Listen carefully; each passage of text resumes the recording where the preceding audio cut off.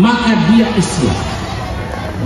Siapapun dia, selama dia sholat 5 waktu dan sholatnya sama itu maksudnya ukuran-ukuran yang disepakati sama. Saya mau tanya, orang Sarolangun sholat subuhnya pasarannya berapa rakaat?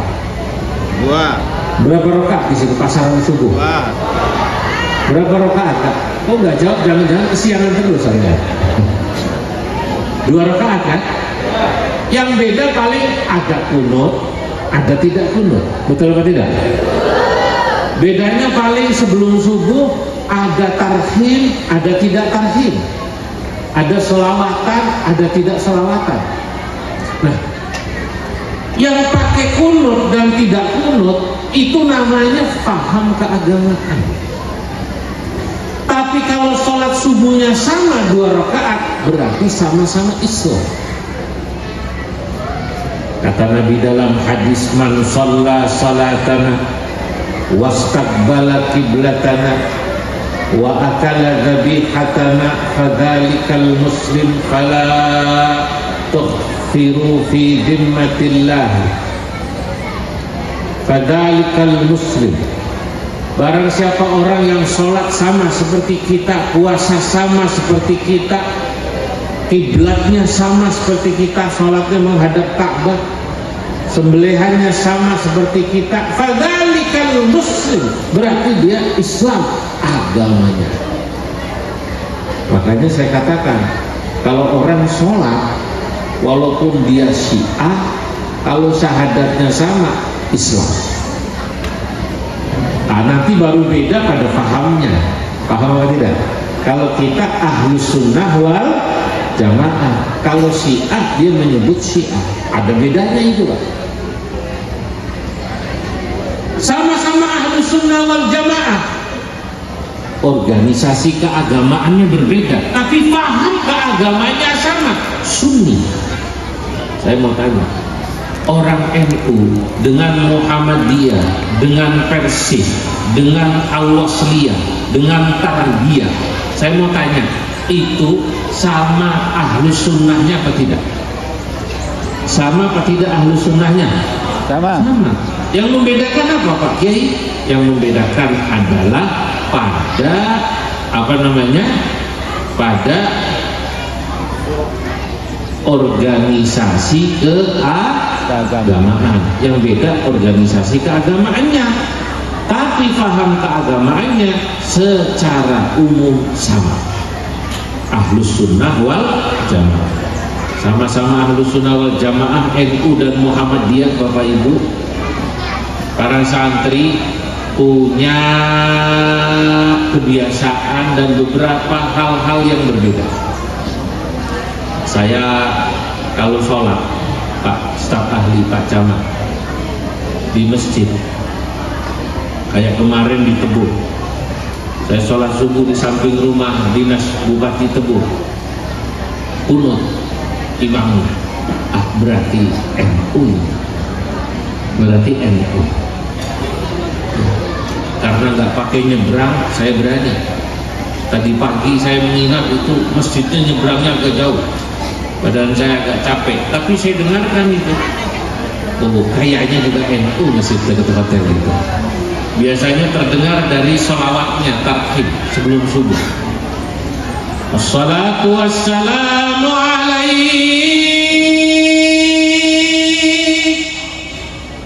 ya imaman mujahidin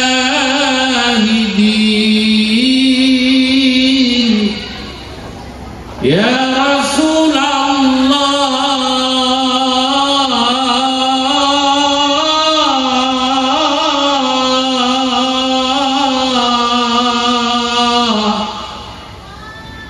Assalatu wassalamu alaik. Di sini ada ini, masih ada, masih. Nah, itu tradisi masjid NU. Namanya sholawat nida. Cuma kalau di sini yang sholawat nida sebelum subuh tarhim itu kaset atau orang biasanya? Kaset. asli kaset asli. Ya man asra bikal muhaiminu laylan nilta ma nilta wal anamu niyam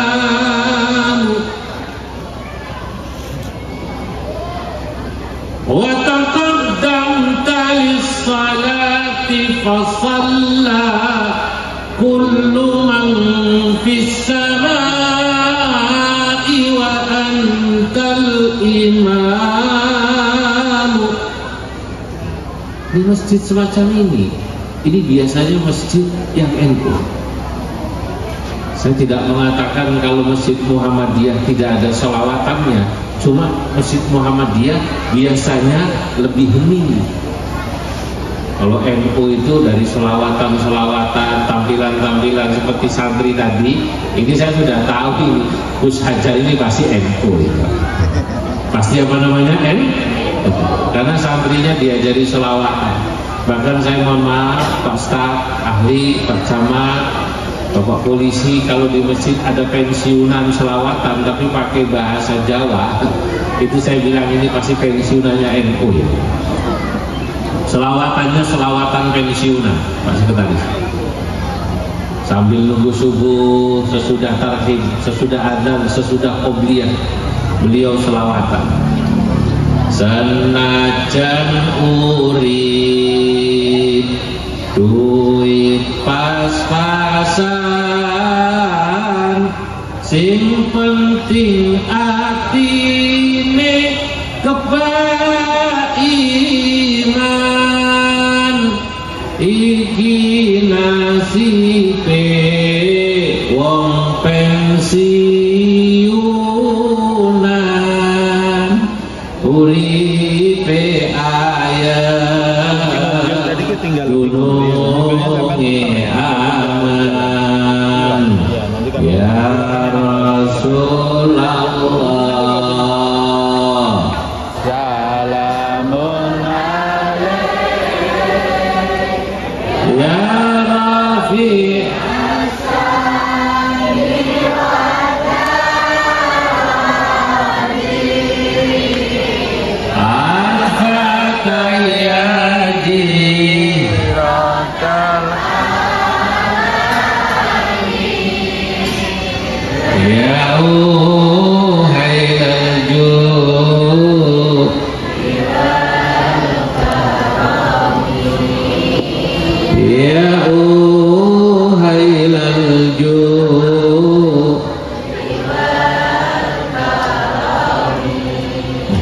saya lihat ternyata pensiunan Pak Jarod. Tapi NU itu organisasi keagamaan, Muhammadiyah organisasi keagamaan, Tarbiyah organisasi keagamaan, tapi sama-sama Ahlus Sunnah wal Jamaah. Islam apa bukan? Muhammadiyah Islam apa bukan? Islam. Tarbiyah Islam apa bukan? Al-Wasliyah Islam apa bukan? Islam, karena syahadat. Nanti baru ada lagi partai politik keagamaan. Nah, hari ini Bapak Ibu, banyak orang tidak bisa membedakan mana agama, mana paham keagamaan, mana organisasi keagamaan, mana partai politik keagamaan. Dulu pada saat pertama tahun 98 ada PKB di Pemalang, di Jepara, ini kampungnya Aspri saya, itu sama-sama NU, satunya P3, satunya PKB, betul ya? Kamu bukan ya? Termasuk di Pemalang, termasuk di Pekalongan, sama-sama P3, sama-sama NU bahkan. Satunya PKB, satunya P3, ribut lah. Beda partai, rumah sampai dibakar. Allahu Akbar. Ini berarti masyarakatnya ngopinya kurang jauh. ngopinya kurang silaturahim. Kalau dia ngopinya jauh, silaturahimnya baik, satu sama lain dia tahu, oh ini yang beda adalah partai politik keagamaannya, tapi sama-sama paham keagamaannya, ahlus sunnah wal jamaah, sama-sama organisasi keagamaannya NU. Nah, pentingnya bapak-bapak, ibu-ibu, anaknya di pesantren. Nah, saya mau masuk di sini. Anak-anak bapak ibu ini mondok di pondok Al-Fattah yang didirikan oleh almarhum Kiai Haji Sayuti Latif Al-Maghfurlah. Anak-anak bapak ibu nanti oleh Gus Hajar dan Bu Nyai diajari memahami ini. Itu penting supaya nanti jadi santri-santri yang wawasannya luas.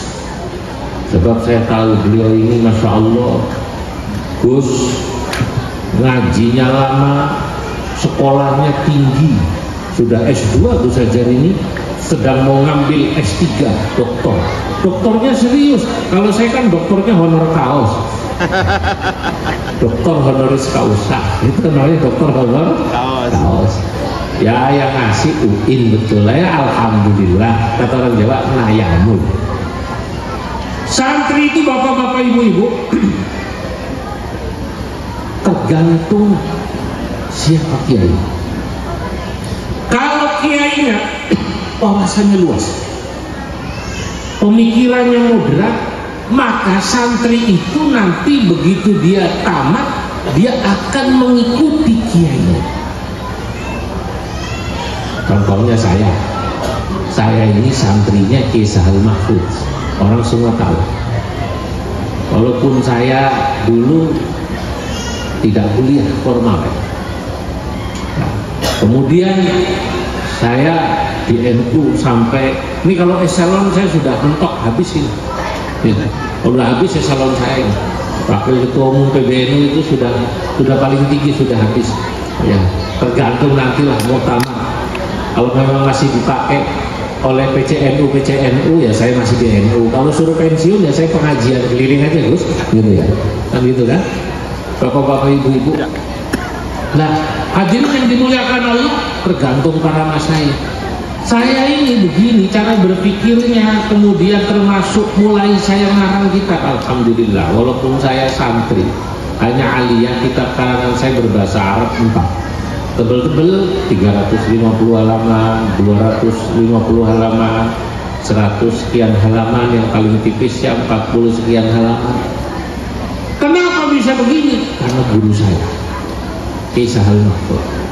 Saya mengatakan ini karena guru saya. Kemarin saya ditanya Kiai Kafabi, ayahnya Ning siapa tadi malam nih, istrinya Gus Roji, siapa namanya? Ning siapa? Khadijah. Ning Khadijah. Kemarin saya ngisi di Gus Iqdal bareng sama Kiai Kafabi.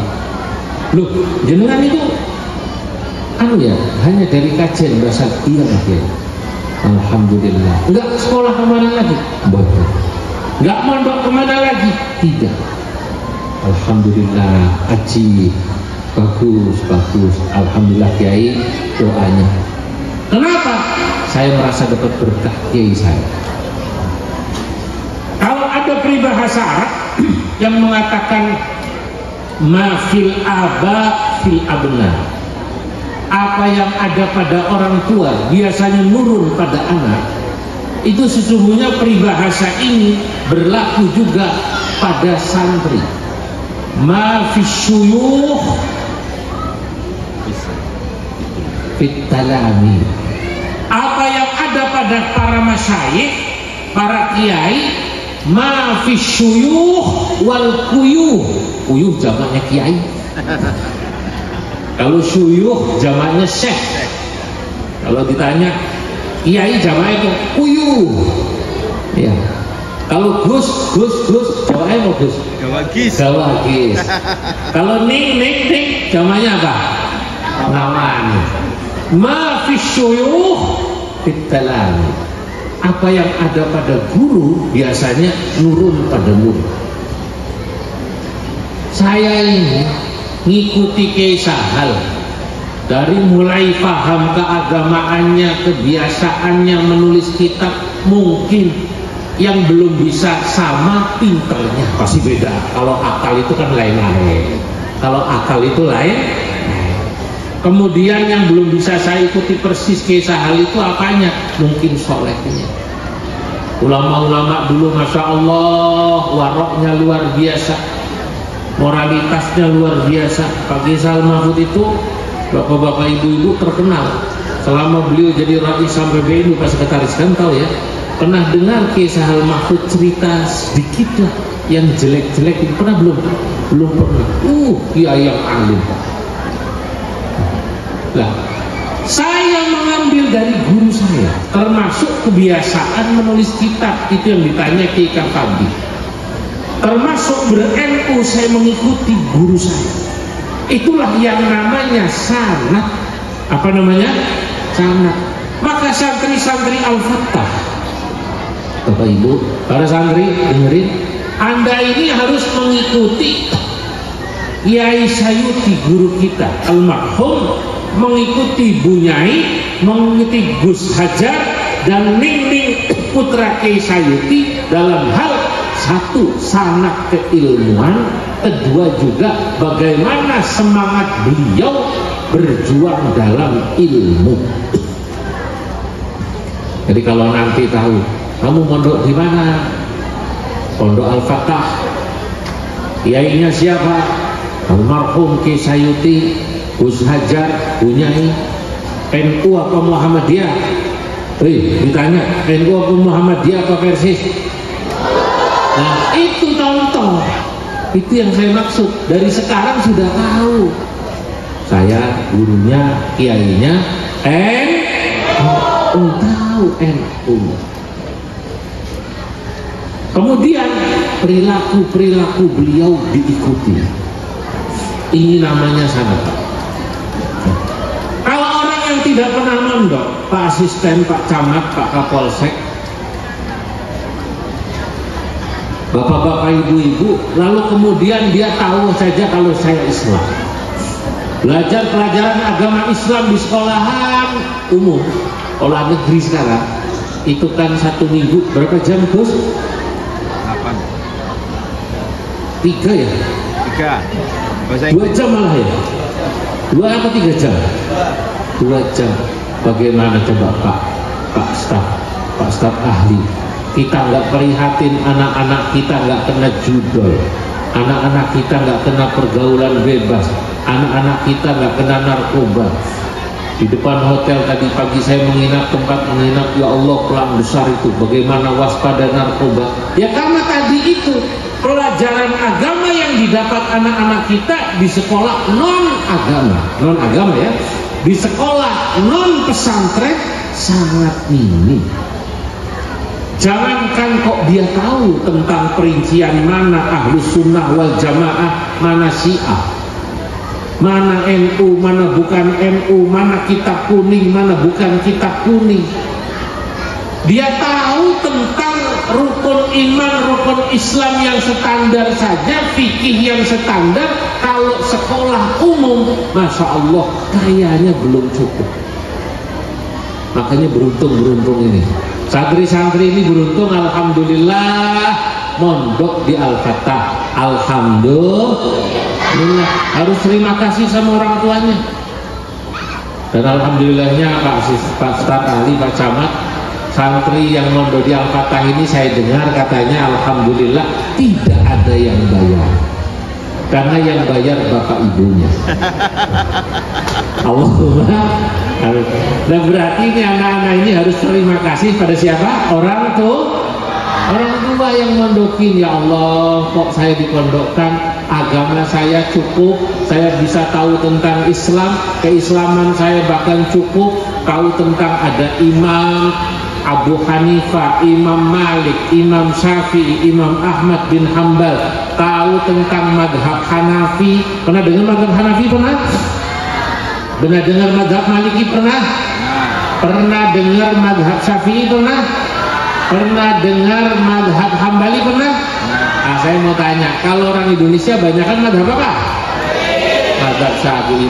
Pernah dengar kalau dalam tauhid biasanya mengikuti pandangannya imam siapa? Imam Asy'ari dan Maturidi, yang tauhidnya itu sifat 20 yang terkenal. Ayo coba. Allah wujud,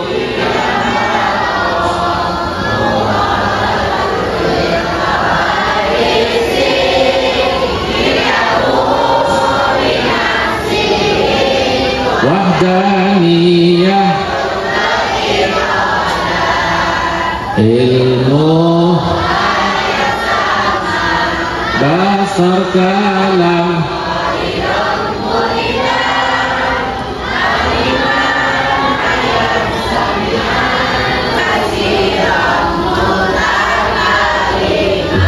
kalau di pondok dia tahu loh. Tapi mohon maaf, tidak mengecilkan kalau dia di sekolah non agama, tidak lagi dapat tambahan di madrasah diniyah, apalagi kok tidak pernah masuk pesantren, apalagi dia tidak tahu ini. Makanya inilah yang disebut sana. Bapak-bapak, inilah pentingnya kenapa kita harus mensupport keberadaan pesantren. Karena pesantren inilah yang menjaga tradisi sanak keilmuan, sehingga anak-anak kita tetap terjaga paham keagamaannya lurus, paham ahlus sunnah wal jamaah. Dia tahu dari mana dia mengaji. Sebab kalau dia salah ngambil guru, nanti anak-anak ini bisa masuk pada paham keagamaan yang mudah mengkafirkan sesama muslim. Sesama muslim dikafirkan, bahkan menganggap ASN, polisi, tentara sebagai toghut. Toghut itu setan. Sekarang ada paham keagamaan yang mengatakan begitu, yang kemudian ini mereka ekstrim kanan. Kalau sudah ASN, kalau sudah tentara, kalau sudah polisi, dianggapnya pro Amerika. Ini anak-anak kita yang tadi karena paham keagamaannya dari pondok kosong, sekolahnya sekolah negeri Pak, SMA negeri, SMK negeri, agama kosong, masuk kuliah. Begitu dia masuk kuliah, anak-anak ini langsung didoktrin paham-paham ekstrim kanan. Disebutnya paham takfiri, paham yang gampang mengkafirkan sesama muslim. Paham juga paham tabdi'i, paham yang gampang membid'ahkan sesama muslim. Mereka kemudian bisa didoktrin semacam itu. Bahkan mereka didoktrin ingin merubah bentuk negara. Katanya negara ini negara bukan negara Islam, negara ini negara sekuler, negara ini negara toghut, pemimpinnya tidak mengikuti Al-Quran dan hadis, pemimpinnya mengikuti Undang-Undang Dasar 45 dan Pancasila, dan itu bukan hukum Allah. Nah, di sini masuknya ini. Dan ini bahaya ini. Anak-anak kita ini yang kosong-kosong baru tamat aliyah, SMA begitu. Makanya tadi Gus Hajar bilang, tolong Bapak Ibu yang anaknya baru sanawiyah, biarkan dia selesai sampai aliyah. Setuju? Biarkan dia cukup mendapatkan pelajaran agama tadi, sanatnya itu. Sehingga kalau nanti dia kuliah, didoktrin paham yang aneh-aneh, tidak bisa. Oh, nggak bisa saya. Diajak pertemuan ngajinya khusus. Ada yang bilang liko atau apapun namanya itu, didoktrin. Negaramu ini bukan negara Islam, pejabatmu ini toghut. Wa man lam yahkum bima anzalallahu fa ulaika humul kafirun fa ulaika humudz zalimun. Siapa yang tidak berhukum pada hukum Allah, maka mereka adalah kafir, maka mereka adalah zalim. Nah, akhirnya mereka diajari ngebom. Kalau pesantren enggak bakal. Kalau anak pesantren tidak akan bakal bisa didoktrin semacam itu. Maka kalau dulu Buya Kiai Said Agil Sirot pernah mengatakan kalau ada teroris-teroris Pak Polisi, insya Allah itu pasti bukan orang NU. Insya Allah. Kenapa? Karena DNA NU, DNA-nya setia kepada NKRI. Buat NU, NKRI. Makanya polisi, tentara itu kalau ada NU aman lah. Jaga NKRI ini aman. NU bersama aparat negara, TNI, Polri dan pemerintah di garda terdepan menjaga negara kesatuan Republik aman. Ini sangat ma fi syuyukh wal quyuh bitalami. Apa yang ada dalam kiai dan syekh yang dipegang guru, dipegang kiai, pedoman-pedomannya pegang terus. Makanya nanti alumni sini ada yang nikah, punya anak lagi, mau mondok, mondoknya di mana lagi? Mondoknya di mana? Al-Fatah lagi, Al-Fatah lagi. Dulu ibumu nih alumni Al-Fatah kan gitu Gus ya? Dulu bapakmu alumni Al-Fatah zaman Kiai Sayuti Latif, sekarang kamu di sana. Alhamdulillah bapak ibumu merasa berkah itu. Sana keilmuannya jelas, ngajinya jelas, belajarnya jelas. Beliau itu kitab kuningnya banyak. Terus sekarang banyak orang yang bicara agama itu bapak ibu bukan dari kitab kuning, comot-comot dari Mbak Google, comot-comot dari Meta, Mbak Meta. Dari Mbak Google sama siapa? Mbak Meta, Artificial Intelligence. Yaitu yang kata saya katakan itu. Ma'adhala talaba syughluhumul YouTube yuftil jawaba wa laysa indahul kutubu ma'khaduhul Google wal meta qad zahabu wa innama sanadu fil ilmi hudzahabu ma'ajhalat talaba. Alangkah bodohnya kalau ada santri syughluhumul YouTube, sibuknya megang gadget, nyetel YouTube yang gak jelas, yang dibaca, yang didengarkan bukan ceramahnya kiai. Itu kenapa sekarang kualitas literasi warga Indonesia turun. Anak-anak tolong dengerin Bapak Ibu, Indonesia ini katanya kualitas dan skor literasi bacaan orang Indonesia turun drastis. Tahun 80-an 90-an generasi saya itu kuat bacaan.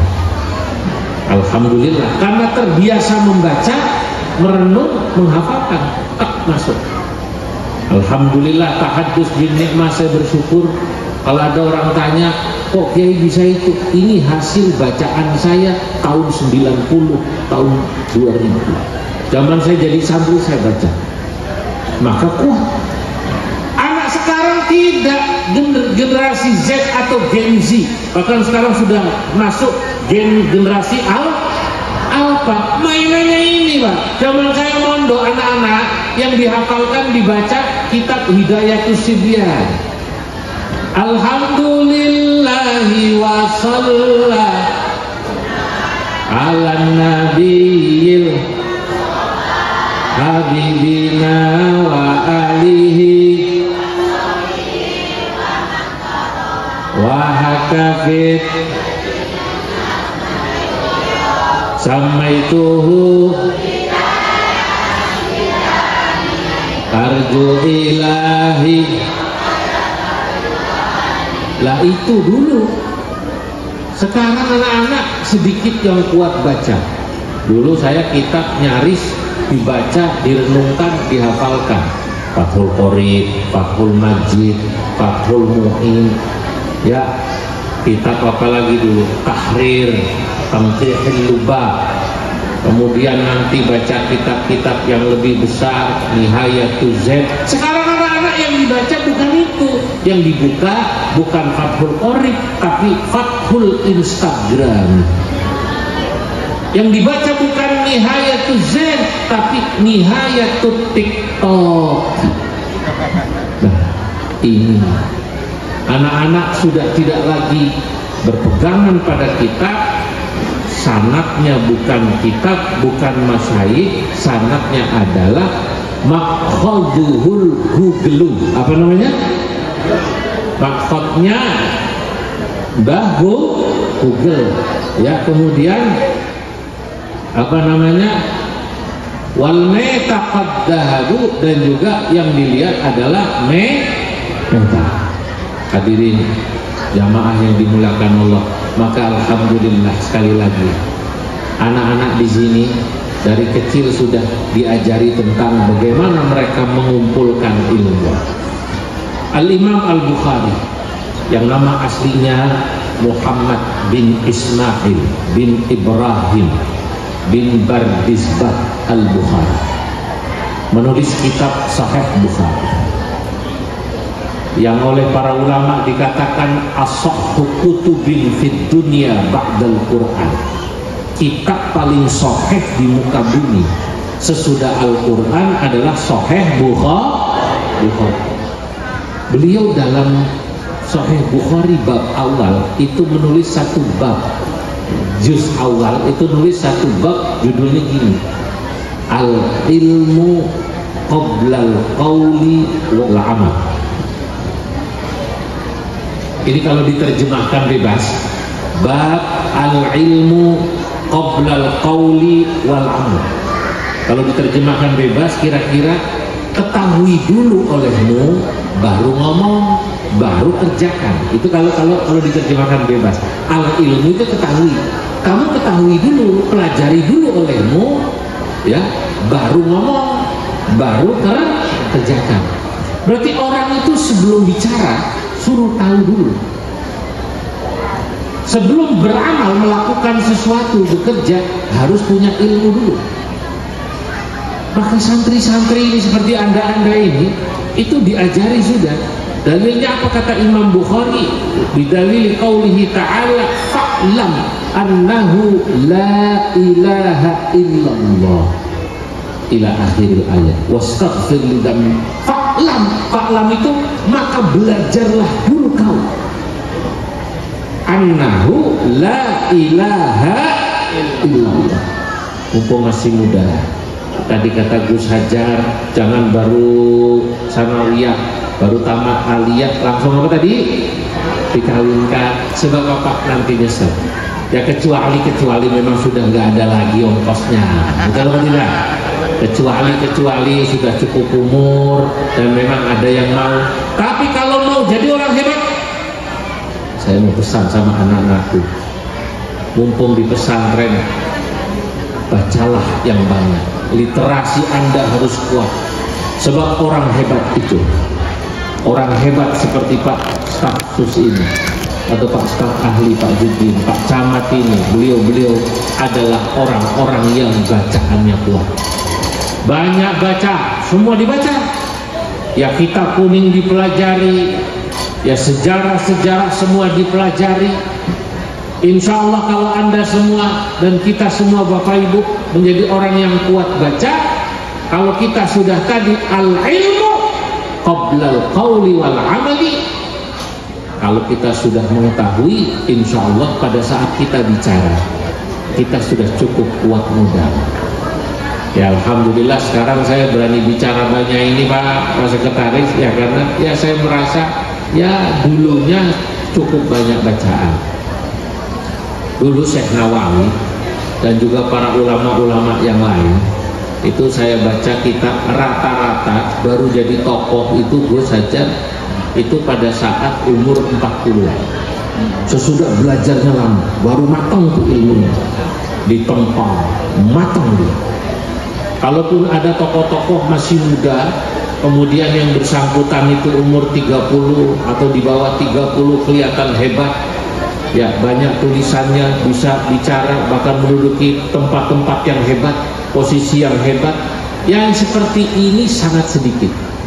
Dan memang kalau orang masih muda, kecenderungan kemungkinan kepleset tinggi. Tapi kalau orang-orang yang hebat, sekali lagi umumnya karena tadi bab al-ilmu qabla al-qawli wal amal. Pelajari dulu, ketahui dulu, jadi santri dulu yang lama, barulah kau nanti jadi tokoh, kau bisa berbicara dan kau bisa berbuat banyak. Seseorang tidak akan pernah bisa menjadi tokoh besar, anak-anakku. Seseorang tidak akan pernah bisa menjadi tokoh besar, anak-anakku, para santri, kalau dia tidak memiliki ilmu yang kuat. Seseorang pembicaraannya, ucapannya, kaulnya tidak akan bisa diterima ketika dia berbicara kecuali yang bersangkutan ilmunya cukup.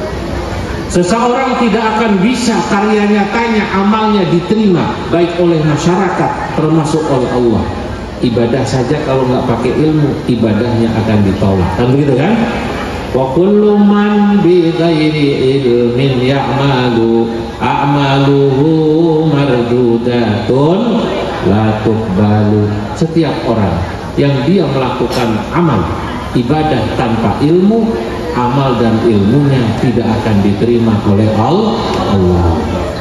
Hadirin anak-anakku, berikutnya sebelum saya sudahi ngaji ini, saya ingin para santri dalam belajar mengamalkan betul, termasuk bapak-bapak ibu-ibunya, apa yang kita pelajari di kitab Ta'limul Muta'allim. Orang sukses itu katanya dia harus memiliki 6 perkara. Kalau orang ilmu, ahli ilmu, apa itu? Nazomnya yang Anda hafal, ayo kita baca bareng. Ala la tanalul ilm sa'umbi bibayani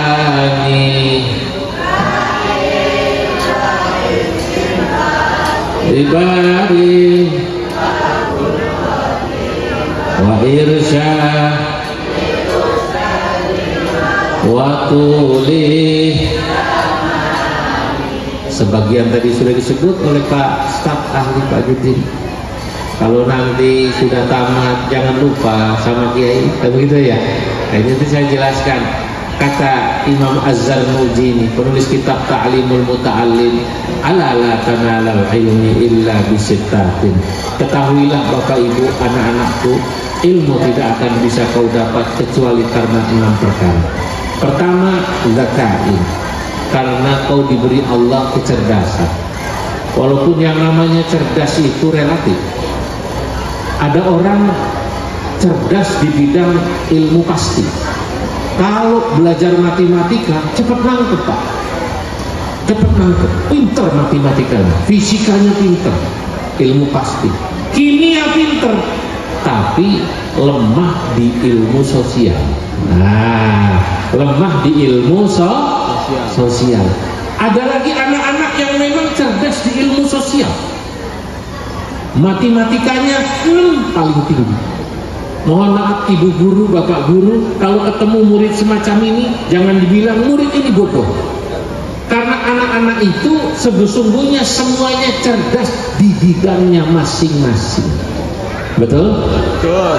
Ada yang pinter hitung-hitungannya, saking pinter hitung-hitungannya kalau dapat kiriman kue dari orang tua nggak pernah keluar. Kue orang semua itu yang dimakan, kue dia simpan, kecapnya disimpan di dalam apa namanya, lemari, apalagi sausnya, sambelnya disimpan di lemari, saus orang keluar. Berarti ini santri hitung-hitungannya pinter. Ada yang begitu? Ada. Wong Indi. Anaknya yang mana? Ini guyon Pak. Ada yang memang pinter di bidang seni. Makanya saya pernah ke Eropa. Alhamdulillah, saya santri seperti Anda, tapi saya sudah sampai kemana-mana. Ini saya ceritakan supaya Anda nanti punya yang kedua, wahirsin. Anda termotivasi. Harus itu penting, motivasi itu. Kok itu Kiai Zulfa dulu santri bisa jadi waketum PBNU, Bisa keliling Amerika, keliling Cina, keliling Eropa, keliling Afrika, keliling Australia, keliling Selandia Baru, kemana-mana Pak. Saya susah ngitungnya berapa puluh negara saya sudah datangi. Nah ini baru negara terakhir Sarolangun. Negara terakhir apa namanya? Sarolangun. Nah ini namanya Hirsi. Nah waktu saya ke Eropa itu saya lihat ternyata di Eropa anak-anak dari mulai SD sudah dilihat pembibitannya Gus. Anak ini kalau suruh menghafal kurang pintar. Jangan dibilang tidak zakai, tidak cerdas. Tapi kalau suruh gambar, pintar. Gambarnya bagus. Oh, oleh gurunya diarahkan seni, sastra.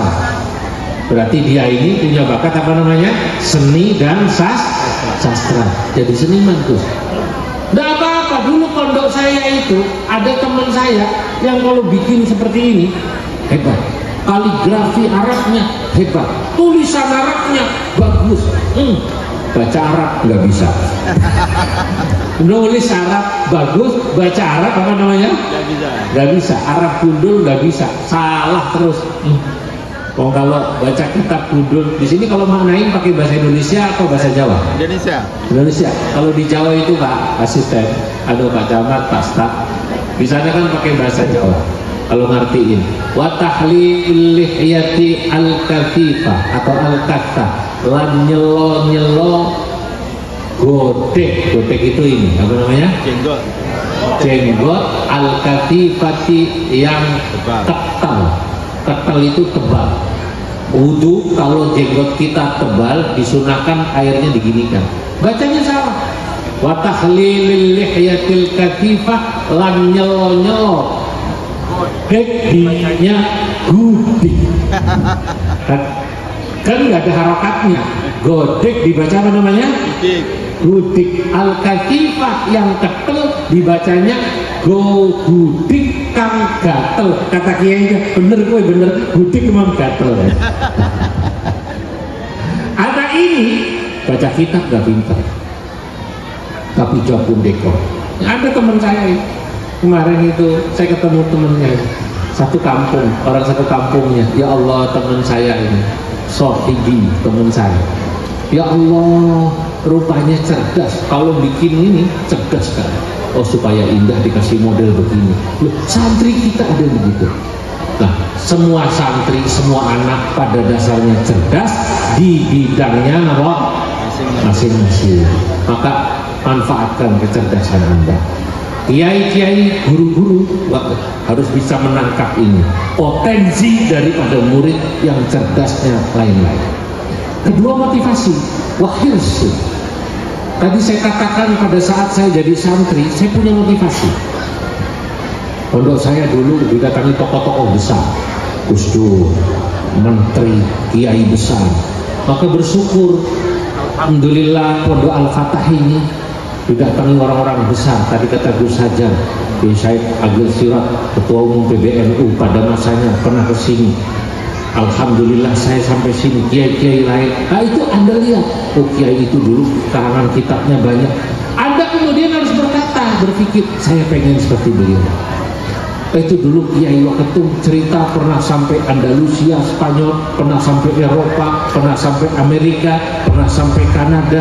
Saya jadi santri Al-Fatah, saya harus bisa sampai Amerika, saya harus bisa sampai Cina, saya harus bisa sampai Korea, sampai Jepang. Mau apa tidak? Mau apa tidak?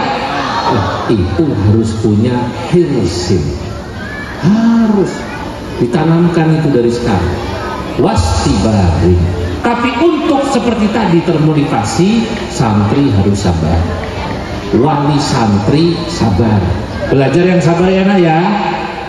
Walaupun di pondok jauh dari orang tua, makanan di pondok mungkin tidak seenak makanan di rumah. Betul? Tapi saya lihat orang-orang yang sabar di pondok jadi orang besar. Bapak Haji Jin ini kan juga alumni pesantren Pak ya. Nah, jadi staf, pernah jadi camat Pak, apa kepala dinas? Ini alumni pesantren. Kemarin saya ketemu juga Pak Sulaiman, kepala DKD Provinsi Jambi, alumni pesantren. Beliau cerita sambutan sebelum saya ceramah, para santri, aku ini juga santri, dulu aku mondok 7 tahun, pernah merasakan gudik, pernah merasakan gatal. Alhamdulillah aku sampai seperti ini. Tapi walaupun aku kepala BKD, walaupun aku pejabat, jiwa santriku tidak akan hilang. Aku tidak akan pernah lupa jasa Pak Kiai Bunyai Gus Ning yang mengajarkan aku mengaji. Hebat kalau ada pejabat seperti beliau, Masya Allah, kita harus beri tepuk tangan, saudara-saudara. Iya, itu santri waspada. Wabul khatim, baru kemudian harus punya sangu. Tadi saya sudah katakan, ini santri ini kan nggak ada yang bayar di sini. Yang bayarin siapa? Bapak ibunya orang tua. Tapi sebenarnya Gus, bapak ibu yang bayarin anak bapak ibu mondok bukan jenengan. Siapa? Allah. Kata guru saya, talibul ilmi kaffalahullahu rizqah. Santri itu rezekinya yang nanggung Allah. Kita cuma jadi orang tua, jadi jalan aja. Hakikatnya siapa? Allah.